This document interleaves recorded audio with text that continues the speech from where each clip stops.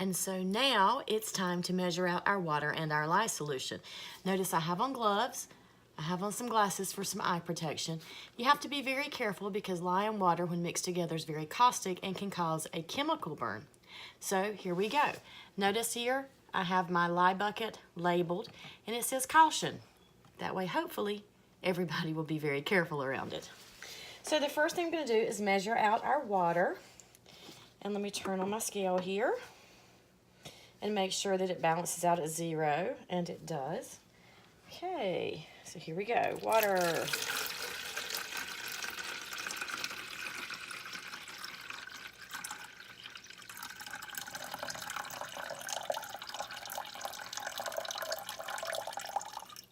A little more. Okay, so there's our water. So we're going to move this to the side. Now we're going to measure out our lye. And because I've done this enough, I know that I need 1 container of lye plus a little bit more. So let me tear it out. And when you tear, T-A-R-E, a scale, it means you just reset it to 0 because I don't want the weight of the container included in the weight of the product. So for this, we need this amount.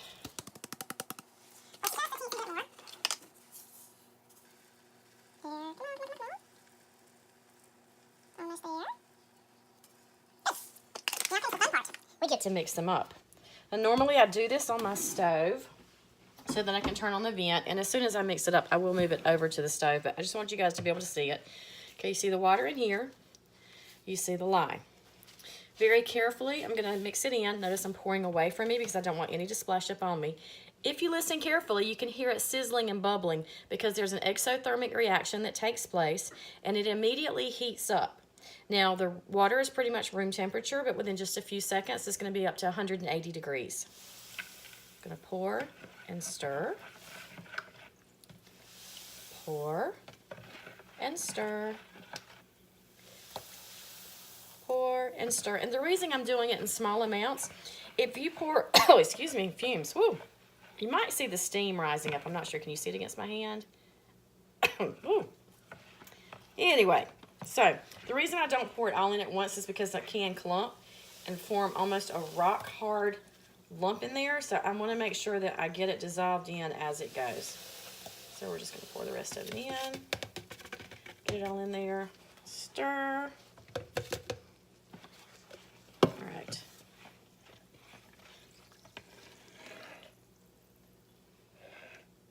Let's see. You see that? All right, I'm not hearing too much sizzling right now, but sometimes that'll get picked up on camera. So because the fumes are pretty strong, I'm going to move this over to my stove and turn on the vent and allow this to sit until it completely dissolves, and then until it cools back down to room temperature, which is going to take about 1.5 hours to 2 hours. So I'll see you back here then. Okay, so now I'm going to measure my hard oils in here. And these are oils that are solid at room temperature, but melt very easily. So I'm going to tear my scale out. I'm using an old lard bucket because I believe in recycling. And let's get our lard. Now, I buy lard in 25-pound buckets. And when I go to the grocery store, they kind of look at me funny. I say, look, I'm not making biscuits and I'm not making fried chicken, but I am making soap. So here we go. Let's get this measured out. Glue it in there? I don't know if that's a real word, glue. Glop it in there? I don't know. All right, get it close. Closer. Get in there, get in there. And guys, honest to goodness, lard makes the best soap. You can make it completely vegan, but I don't do that because, hold on. I don't do that because I want to make lard the same way that my ancestors did. I want to make soap the same way that my ancestors did. And they used animal fats. And because we're in the South, most people raised hogs, and they would have hog killings in the fall. And they tried to use as much of the animal as possible. So they would take the fat, and they would render it down, take the meat pieces out, and the fat that was left over was pure lard. Some of the lard they would retain for cooking purposes, and other parts they would actually use to make soap. Now, they would pretty much make soap one time a year, very plain, very simple, and they cooked it, which would be the hot process method. All right, let me put this down out of the way.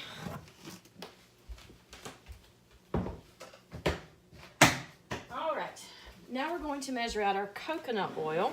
So we're going to tear our scale out again. And this time I'm going to measure it out. So let's get this in there. Oops, that didn't tear for some reason. There we go. Alrighty. And the way that I melt these oils down is I simply just put them in the microwave.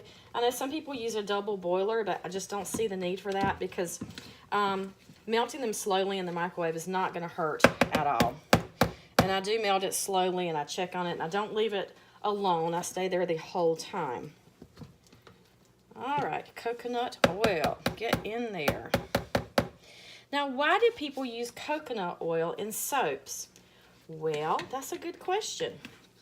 It's really nice and gentle on your skin. It's an affordable ingredient. It has a really nice smell.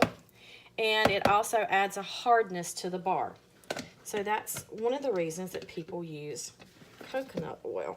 And as you can see, because it is fall here and we're experiencing cooler fall temperatures, it is definitely solid. Get in there. Okay, and nice. Should be really close. Come on. Oh man, almost there. Just a little dabble deal. Apparently not a little dabble deal. And another little dabble. You know, it's hard to do this on film because you know somebody's watching you, and you know, I'm used to just being in here doing it completely by myself, so now I'm having to do it along with you guys watching. So just forgive me as I'm getting used to videoing and sharing this cool experience with you. Perfect. Perfect. So now what I'm going to do is just melt my hard oils in the microwave, and then I'll measure out my soft oils. Soft oils are oils that stay soft at room temperature. Okay, see you in just a little bit. And now we're back to measure our soft oils. Let's see if I can pull this up a little bit. Here we go. So for my soft oils, I use olive oil, sunflower oil, and castor oil. Now I do this in a food grade bucket. This is the bucket that I usually mix all my soaps in. And I use those oils because they're so good for your skin. They're light. They're really beneficial in soap making. The castor oil, I know some of you may be familiar with that because, well, it's used to help you go to the bathroom, you know. But it has other uses too, and we use it to put bubbles in soap. So let's measure out our olive oil.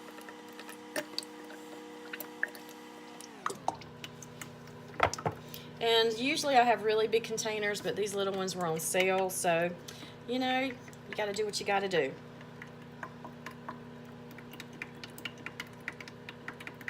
All right, almost there. Perfect.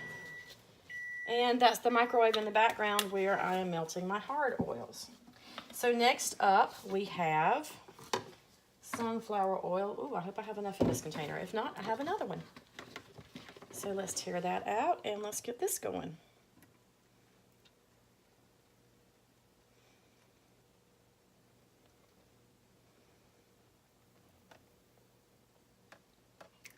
And I don't have quite enough, so I'm going to go grab another bottle and I'll be right back. So now I'm going to show you the castor oil.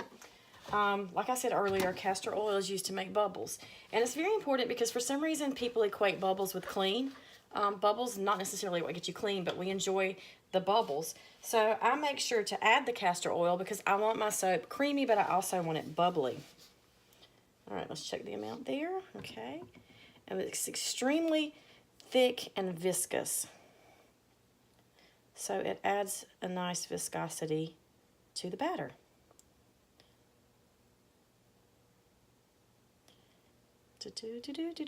There we go. Perfect. Okay. So now we have our hard oils melted in the microwave. We have our soft oils measured out. And next we'll be back to put it all together once the lye and the oils are all cooled to room temperature.